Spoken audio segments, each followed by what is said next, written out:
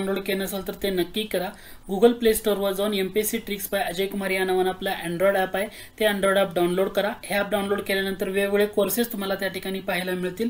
सध्या आपला आधुनिक भारताचा इतिहास यावर डिटेलमध्ये असणारा कोर्स लॉन्च झालेला आहे आणि या कोर्समध्ये आपण खूप चांगल्या पद्धतीनं या ठिकाणी कव्हर केले। प्रत्येक टॉपिकनुसार प्रश्नोत्तरांची सिरीज आहे आणि हे 900 प्रश्न आहेत त्यामध्ये तुम्हाला, ठीक आहे। सरावासाठी 300 असे एकूण 1200 प्रश्न त्यामध्ये पाहायला मिळतील आणि या कोर्सची फी 249 म्हटले, पण तिथे सध्या डिस्काउंट ऑफर आहे। ही या कोर्सची फी फक्त 219 रुपये आहे। तुम्ही ते लेक्चर एकदा कोर्स जॉईन केल्यानंतर ते लेक्चर किती वेळा पाहू शकता, अनलिमिटेड व्ह्यूज तुम्हाला त्या ठिकाणी मिळतील। त्यासाठी तुम्हाला आपलं ॲप्लिकेशन डाउनलोड करावं लागेल किंवा डिस्क्रिप्शन बॉक्समध्ये मी ॲप्लिकेशनची लिंक देतोय, त्या लिंकवर क्लिक करून सुद्धा तुम्ही ते ॲप्लिकेशन। प्रश्न आहे तो म्हणजे तुम्हाला प्रश्न असा दिलेला आहे, हिंदुस्थानचा इतिहास, उदयपूरचा इतिहास, उदयपूरच्या राजपुतांचा इतिहास हे त्यांचे इतिहासविषयक ग्रंथ चांगलेच गाजले, तर ती व्यक्ती कोण आहे ते ओळखा म्हटले। म्हणजे तुम्हाला इतिहासविषयक ग्रंथ दिले तर ती व्यक्ती ओळखायला सांगितलेले। बाळशास्त्री जांभेकर, भाऊ महाजन, भाऊदाजी लाड आणि गोपाळहरी देशमुख। आता लेखन, इतिहासाबाबतचं लेखन जेव्हा तुम्हाला असं म्हटलं जातं त्यामध्ये बाळशास्त्री जांभेकर पण येऊ शकतील, पण याचं करेक्ट आन्सर जर तुम्ही बघायला गेला तर याचं करेक्ट आन्सर येतं ऑप्शन 4 गोपाळहरी देशमुख। ओके, यांनाच आपण काय म्हणतो, लोकहितवादी या नावानं आपण ओळखतो। गोपाळहरी देशमुख यांचा जन्म तुम्ही जर बघितलं तर तो आहे 18 फेब्रुवारी 1832 ला पुण्याला यांचा जन्म झालेला होता। आता देशमुख हे त्यांचं, यांना आपण लोकहितवादी म्हणतोच, पण देशमुख हे त्यांचं मूळ आडनाव होतं का? नाही। गोपाळहरी देशमुख यांचं मूळ आडनाव होतं सिधे। काय नाव होतं? सिधे हे त्यांचं मूळ आडनाव होतं।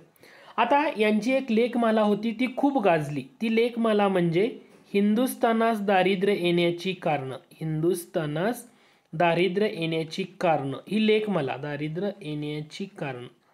परीक्षेला बऱ्याच वेळा लेखमाला किंवा असे जे घटक आहेत ना ते विचारले गेलेले। हिंदुस्थानात दारिद्र्य येण्याची कारण असं म्हटलं, डेफिनेटली तुमचं उत्तर असलं पाहिजे लोकहितवादी। त्यानंतर यांच्या ग्रंथापैकी काही महत्त्वाचे ग्रंथ बघा, जसं की बऱ्याच लोकांना माहीत नसेल, लक्ष्मीज्ञान हा त्यांचा महत्त्वाचा ग्रंथ आहे। जसं ग्रामरचना हे सुद्धा थोडंसं लक्ष ठेवा, टफ क्वेश्चनमध्ये हे विचारलं जातं। जातीभेद असेल हा एक महत्त्वाचा ग्रंथ आहे। मग बाकी इतिहासावर म्हणल्यानंतर हिंदुस्थानचा इतिहास, गुजरात देशाचा इतिहास, लंकेचा इतिहास, उदयपूरचा इतिहास, उदयपूरच्या राजपुतांचा इतिहास आणि यामध्ये काय ॲड करा, गीता तत्व। आता लक्षात आलं का मुद्दा? लोकहितवादी यांच्या ग्रंथापैकी महत्त्वाचे ग्रंथ म्हटलं तर तुम्हाला काय काय लक्षात ठेवायचे आहेत? लक्ष्मीज्ञान, ग्रामरचना, जातीभेद, गीता तत्व हे कोणाचे येतं? गोपाळहरी देशमुख यांच्या संदर्भात। पुढचा प्रश्न बघा, खालीलपैकी कोणी कागदाच्या निर्मितीसाठी the Bombay paper manufacturing company सुरू केली? The Bombay paper manufacturing company कोणी सुरू केली? कशासाठी? कागदाच्या निर्मितीसाठी। ऑप्शन जर बघितले, बाळशास्त्री जांभेकर, नानाशंकर शेठ, भाऊदाजी लाड आणि गोपाळहरी देशमुख। पण यामध्ये करेक्ट आन्सर लक्षात घ्या, याचं करेक्ट आन्सर येतं पर्याय क्रमांक 3 Bhaudaji Lad. The Bombay paper manufacturing company कोणी सुरू केली? भाऊदाजी लाड यांनी सुरू केली। आता मला सांगा, भाऊदाजी लाड यांचं मूळ नाव हे भाऊ होतं का भाऊदाजी लाड? नाही, यांचं मूळ नाव होतं रामचंद्र विठ्ठल लाड। काय नाव होतं? रामचंद्र विठ्ठल लाड हे त्यांचं मूळ नाव होतं।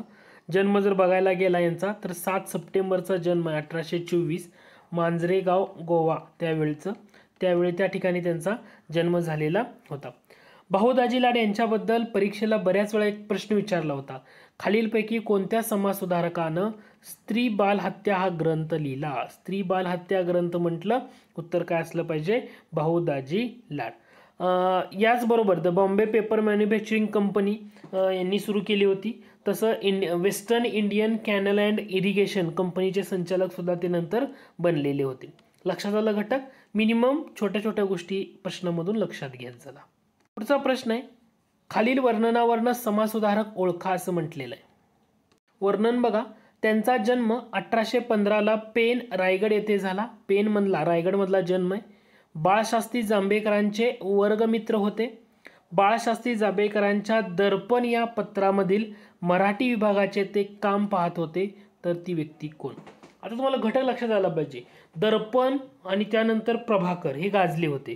म्हणजे दर्पण बंद पडल्यानंतर प्रभाकर सुरू झालं किंवा हा घटक, याचा अर्थ उत्तर काय असलं पाहिजे तुमचं, बाहू महाजन. दर्पण 1832 मध्ये सुरू झालं होतं, ठीक आहे. आणि त्यानंतर दर्पण बंद पडलं 1840ला आणि त्यानंतर प्रभाकर बाहू महाजन यांनी सुरू केलेलं होतं. त्यांचा जन्म 1815 पेन रायगड आणि बाळासाहेब जांभेकरांचे ते वर्गमित्र असल्यामुळं त्या ठिकाणी पाहत होते. म्हणजे दर्पणमध्ये इंग्रजी विभाग हा जांभेकर बघत होते आणि मराठी विभागाचं काम भाऊ महाजन यांच्याकडे दिलेलं होतं. भाऊ महाजन यांचं मूळ नाव भाऊ महाजन नव्हतं, यांचं मूळ नाव होतं गोविंद विठ्ठल कुंटे. गोविंद विठ्ठल कुंटे हे काय होतं, यांचं मूळ नाव होतं. हे एवढं या ठिकाणी तुम्ही लक्षात घ्या. पुढील प्रश्न आहे, तुम्हाला 3 विधानं दिली, 3 चुकीचं विधान कोणतं आहे ते ओळखा असं सांगितलंय. पहिलं विधान आहे, डॉक्टर बाबासाहेब आंबेडकर यांनी 20 जुलै 1924 रोजी बहिष्कृत हितकारणी सभेची स्थापना केली. विधान बरोबर आहे का? बहिष्कृत हितकारणी सभा 20 जुलै 1924ला सुरू केलं होतं का? करेक्ट आन्सर तुमचं काय असणार आहे, यस, सुरू केलं होतं, त्यामुळे हे चुकीचं नाही. या सभेचे ब्रीद वाक्य शिका, संघटित व्हा, संघर्ष करा, डेफिनेटली बरोबर आहे. या सभेनं 1925 मध्ये पंढरपूर येथे पहिले वसतिगृह सुरू केले. हे विधान या ठिकाणी चुकीचं होणार आहे, कारण पंढरपूर या ठिकाणी पहिलं वसतिगृह सुरू केलंय का? नाही. या सभेनं पहिलं वसतिगृह कुठं सुरू केलं होतं? सोलापूरला 1925ला. त्याच्यामुळं तिसरं विधान हे डेफिनेटली या ठिकाणी चुकीचं आहे. बहिष्कृत हितकारणी सभा जेव्हा स्थापन झाली तेव्हा त्याचे अध्यक्ष आणि कार्यकारी मंडळाचे अध्यक्ष होते सर चिमनलाल सेटलवाड आणि कार्यकारी मंडळाचे अध्यक्ष स्वतः डॉक्टर बाबासाहेब आंबेडकर होते. आणि या सभेचं कार्यवाहक म्हणून कोणाला नेमलं होतं ह्याच्यावर बऱ्याच वेळा विचारलं जातं. त्यांचं नाव आहे सीताराम नामदेव शिवतरकर. सीताराम नामदेव शिवतरकर कार्यवाहक होते. या ठिकाणी तुम्ही लक्षात ठेवू शकता.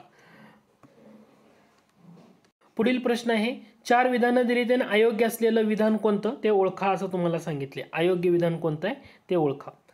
महर्षी धोंडो केशव कर्वे यांनी महिला आश्रमाची स्थापना 1907 मध्ये केली. आता हे पहिलंच विधान चुकीचं ठरतंय की नाही? महिला आश्रम हा 1915 मध्ये स्थापन केलेला होता. स्त्रियांचा उद्धार करायचा आणि त्यांच्यामध्ये शिक्षणाचा प्रसार करणं हे 2 महत्त्वाची उद्दिष्ट ठेवून 1915 मध्ये महिला आश्रमाची स्थापना केलेली आपल्याला पाहायला मिळते. हे इथं लक्षात घ्या. महर्षी कर्वेंनी काय केलं होतं, जे अनाथ बालिकाश्रम होतं, अनाथ बालिकाश्रम, आणि दुसरं होतं महिला विद्यालय, आणि तिसरा घटक होता निष्काम कर्ममठ. ह्या 3 संस्थेच्या सेवक सेविकांना एकत्र करून महिला आश्रमाची स्थापना 1915ला केली. 1907 दिल्यामुळं हे विधान या ठिकाणी चुकीचं आहे. महर्षी कर्वे यांनी महिला विद्यापीठाची स्थापना 3 जून 1916ला केली. हे विधान बरोबर आहे, कारण 1915 मध्ये महर्षी कर्वे यांच्या वाचनामध्ये जपान्स विमेन्स युनिव्हर्सिटी नावाचं पुस्तक त्यांनी वाचलं होतं आणि त्याच्यातून प्रेरणा घेऊन महिलांसाठी महिला विद्यापीठाची स्थापना 3 जून 1916 साली केलेली होती. 1915 साली झालेल्या सामाजिक परिषदेचे अध्यक्ष ते होते. डेफिनेटली बरोबर आहे. पुढील प्रश्न आहे, डॉक्टर बाबासाहेब आंबेडकर यांनी स्थापन केलेल्या पीपल्स एज्युकेशन सोसायटी या संस्थेमार्फत मुंबई या ठिकाणी कोणते कॉलेज सुरू केले? आता मुंबईला कोणतं कॉलेज? सिद्धार्थ कॉलेज आणि मिलिंद कॉलेज हे 2 आहेत. आता तुम्ही जर बघितलं, सिद्धार्थ कॉलेज कधीचं आहे? 1946चं आहे. मिलिंद कॉलेज कधीचं आहे? 1950चं. तुम्हाला काय विचारलंय, मुंबई या ठिकाणी कोणतं कॉलेज आहे? मुंबईला होतं सिद्धार्थ कॉलेज, म्हणजे हे पहिलं उत्तर आहे. मिलिंद कॉलेज 1950ला जे स्थापन झालं ते कुठं होतं? औरंगाबादचं होतं, औरंगाबाद. त्याच्यामुळं हा घटक इथं लक्षात घ्या. त्यानंतर पुढचा प्रश्न आहे,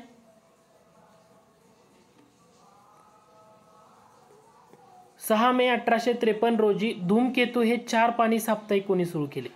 धूमकेतू असं विचारलंय. तुमचं उत्तर काय असायला पाहिजे? यामध्ये बघा 4 ऑप्शन आहेत. तरखडकर बंधू आहेत, भाऊ दाजीलाल आणि भाऊ महाजन. सगळे जवळचे ऑप्शन दिसतात. करेक्ट आन्सर येतं भाऊ महाजन. आता भाऊ महाजन यांच्याबद्दल लक्षात ठेवताना 3 मुद्दे पहिल्यांदा क्लिअर करायचं.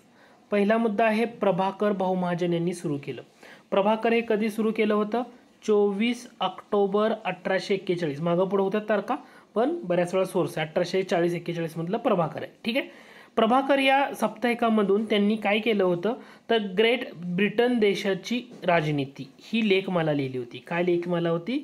ग्रेट ब्रिटन देशाची राजनीती राजनीती या नावाची लेखमाला त्यांनी प्रकाशित केली होती आणि वाचकांना इंग्लंडच्या लोकशाहीचा परिचय यामधून त्यांनी करून दिला होता. प्रभाकर नंतर तुम्हाला आणखी काय लक्षात ठेवायचं आहे ते म्हणजे धूमकेतू 1853 आणि त्यानंतर 1854ला त्यांनी एक पत्र सुरू केलं, त्याचं नाव होतं ज्ञानदर्शन. पण हे त्रैमासिक होतं. ॲक्च्युली हे ते फक्त 1854ला सुरू केलं होतं. 3 वर्षच चाललं होतं, 3 वर्षाच्या पुढे चाललं नाही, त्रैमासिक होतं. म्हणजे तुम्हाला घटक लक्षात येतोय का? ज्यावेळी तुम्हाला प्रभाकर, धूमकेतू आणि ज्ञानदर्शन म्हटलं जातं तेव्हा तुमचं उत्तर काय असलं पाहिजे? भाऊ महाजन. त्यानंतर पुढचा प्रश्न बघा, अयोग्य विधान ओळखा म्हटले. मुंबईत एल्फिन्स्टन कॉलेजच्या विद्यार्थ्यांनी 1848 मध्ये ज्ञानप्रसारक सभेची स्थापना केली. ज्ञानप्रसारक सभा 1848 हे विधान बरोबर आहे. दादाभाई नौरोजी या संस्थेचे अध्यक्ष होते. विधान चुकीचं आहे, कारण ज्ञानप्रसारक सभेच्या अध्यक्ष पहिल्यांदा कोणाला बनवण्यात आलं होतं तर आपले तळखडकर, दादोबा पांडुरंग तळखडकर यांना बनवण्यात आलं होतं. त्याच्यामुळं या ठिकाणी तुमचं जे दादाभाई नौरोजी म्हटले हे विधान चुकीचं असणार आहे, त्यामुळं दुसरं विधान अयोग्य आहे. आपल्या देशबांधवांना ज्ञानाचा प्रसार करणं आणि सामाजिक जागृती घडवणं हे उद्दिष्ट त्यांची होती, हे डेफिनेटली बरोबर आहे. लक्षात आलं का? ज्ञानप्रसारक सभा म्हटलं 1848, अध्यक्ष होते दादोबा पांडुरंग तळखडकर. परीक्षेला या घटकावर बऱ्याच वेळा कन्फ्यूज केलेलं आहे. पहिले अध्यक्ष. पुढचा प्रश्न आहे, 22 जून 1844ला सुरत या ठिकाणी मानवधर्म सभेची स्थापना दादोबा पांडुरंग तळखडकर यांनी केली. खालीलपैकी कोणी त्यांना या कामात मदत केली? तुम्हाला विचारले कशाबद्दल? मानवधर्म सभेच्या बाबतीमध्ये विचारले. मानवधर्म सभा असं जेव्हा म्हटलं जातं आणि दुसरी येते परमहंस सभा. आता घटक फक्त सांगतो ते लक्षात घ्या. परमहंस सभा म्हटलं आत्माराम तळखडकर येणार आहेत, भिकोबा लक्ष्मण चव्हाण येणार आहेत, त्यानंतर तुम्हाला रामचंद्र जयकर हे येणार आहेत. हे तिन्ही व्यक्ती कशाच्या संदर्भात येतात? परमहंस सभेचे. परमहंस सभा 1849 कुठं सुरू केली होती? मुंबईला. पॉईंट लक्षात येतोय का? आणि मानवधर्म सभा कुठं स्थापन झाली होती? सुरतला. कधी? 1844ला. ओके, म्हणजे हा पहिला बेसिक घटक आहे ना, हा बेसिक घटक तुम्ही या ठिकाणी क्लिअर करा. मानवधर्म सभेमध्ये मग कोणती व्यक्ती येणार? दुर्गाराम मंचाराम ही व्यक्ती, दिनमणी शंकर दलपतराय ही व्यक्ती. मानवधर्म सभा म्हणजे 3 आणि 4 डेफिनेटली आहे, याच्यामुळं पर्याय क्रमांक 1 हे तुम्हाला करेक्ट आन्सर आहे. मुद्दा लक्षात येतोय का? म्हणजे मानवधर्म सभा जी होती याचं उद्दिष्ट काय होतं तर एक म्हणजे ईश्वर एक आहे, मनुष्य जाती एक आहे, धर्म एक आहे, परमेश्वर शक्तीसाठी भक्तीसाठी प्रार्थना करावी, जातीभेद पाळू नये, हे मानवधर्म सभेचं महत्त्वाचं तत्व होतं. कोणतं? जातीभेद पाळू नये.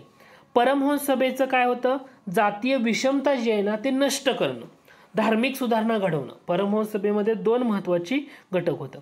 म्हणजे या दोन्ही संस्थेमध्ये एक पॉईंट काय येतो की जातीभेद हा मानला नाही पाहिजे, जातीभेद मानू नये, मूर्तीपूजा करू नये. आता परमहंस सभेमध्ये जातीभेद मानू नये हा घटक होता, मूर्तीपूजा करू नका असं सुद्धा परमहंस सभेच्या तत्वामध्ये तुम्हाला बघायला मिळतं. यावर तुम्ही थोडंसं फोकस करा. म्हणजे परीक्षेला जेव्हा विचारलं जातं मानवधर्म सभा सुरत 1844, परमहंस सभा मुंबई 1849, परमहंस सभेमध्ये 3 महत्त्वाच्या व्यक्ती आत्माराम पांडुरंग तळखडकर, भिकोबा चव्हाण आणि रामचंद्र जयकर दिलेल्या पर्यायापैकी, आणि राहिलेलं दुर्गाराम मंचाराम, दिनमणी शंकर दलपतराय हे सुरतमध्ये म्हणजे मानवधर्म सभेच्या स्थापनेमध्ये असणारे लोक आहेत. हे तुम्हाला या ठिकाणी महत्त्वाचं आहे. याला तुम्ही थोडंसं फोकस करा. प्रश्न सिंपल असतात, फक्त तुम्हाला त्याच्यावर थोडंसं लक्ष द्यावं लागतं किंवा त्याच्यामध्ये पॉईंट लक्षात घ्यायला लागतो. अलीकडच्या काळामध्ये काय होते लक्षात येते का तुमच्या? परमहंस सभा, मानवधर्म सभा या सभेवर प्रश्न विचारला जातो आणि विचारताना तत्वावर विचारला जातो. येणाऱ्या काळामध्ये तुम्हाला सत्यशोधक समाज आहे, आर्य समाज आहे, यांच्या तत्वावर पण विचारला जाऊ शकेल. प्रार्थना समाज आहे, त्याला थोडंसं लक्ष देत चला.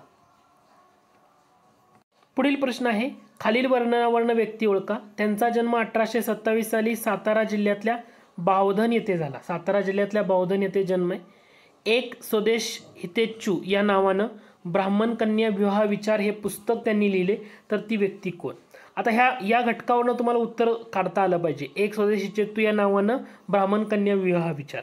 आता ऑप्शन बघा, सगळे जवळचे दिसतात. विष्णुबुवा ब्रह्मचारी, विष्णुशास्त्री पंडित, बेहरामजी मलबारी आणि राघो भांडारकर, असं तुम्हाला सगळं जवळ दिले. याचं करेक्ट आहे ब्राह्मण कन्या विवाह विचार किंवा विधवा विवाह हे जे म्हटलं तर तुमचं उत्तर काय असणार आहे, विष्णुशास्त्री पंडित असणार आहे. कारण विष्णुशास्त्री पंडित यांनी काय केलं होतं, ईश्वरचंद्र विद्यासागर यांच्या ग्रंथाचं मराठीमध्ये भाषांतर केलं होतं. ते होतं विधवा विवाह. विधवा विवाह ही चळवळ, या चळवळीच्या संदर्भात एक महत्त्वाची व्यक्ती येते, ते म्हणजे विष्णुशास्त्री पंडित. विष्णुशास्त्री पंडित हे फक्त ना लक्षात ठेवायचं आहे, महत्त्वाचं. विष्णुबुवा ब्रह्मचारी. आता विष्णुबुवा ब्रह्मचारी म्हणजे त्यांचं मूळ नाव हे होतं का विष्णुबुवा ब्रह्मचारी? नाही. विष्णुबुवा ब्रह्मचारी म्हणजे विष्णू भिकाजी गोखले यांचं मूळ नाव. विष्णुबुवा ब्रह्मचारी यांचं मूळ नाव काय, विष्णू भिकाजी गोखले हे त्यांचं मूळ नाव. जन्म रायगडमध्ये होता, शेरवली या ठिकाणी, शेरवली रायगडमधलं. 1825 मध्ये विष्णुबुवा ब्रह्मचारी यांचा जन्म आहे. विष्णुबुवा ब्रह्मचारी. ओके, हे तुम्हाला लक्षात ठेवणं गरजेचं आहे. बेहरामजी मलबारी हे पारशी कुटुंबात जन्मले होते, बडोदा. पारशी कुटुंब होतं बडोदा. 1853 मध्ये बेहरामजी मलबारी यांचा जन्म तुम्हाला पाहायला मिळतो. आधुनिक भारताचा इतिहास विशेषतः महाराष्ट्राच्या संदर्भात तुम्हाला ना प्रश्न झाला तर त्याचं एक्सप्लेनेशन महत्त्वाचं आहे. ते एक्सप्लेनेशनवर फोकस करत चला, कारण प्रश्न विचारला आणि तेवढेच विचारता असं होणार नाही. जे एक्सप्लेनेशन आहे ना त्याच्यावर परीक्षेला प्रश्न अपेक्षित आहेत. एक्सप्लेनेशन महत्त्वाचं आहे. या प्रश्नाचं करेक्ट आन्सर येतं पर्याय क्रमांक 2, कारण एक्सप्लेनेशनमध्ये बऱ्याच गोष्टी तुम्हाला त्या ठिकाणी कळतात आणि ते समजतात. बऱ्याच वेळा त्या टाईपवर प्रश्न विचारला जातो.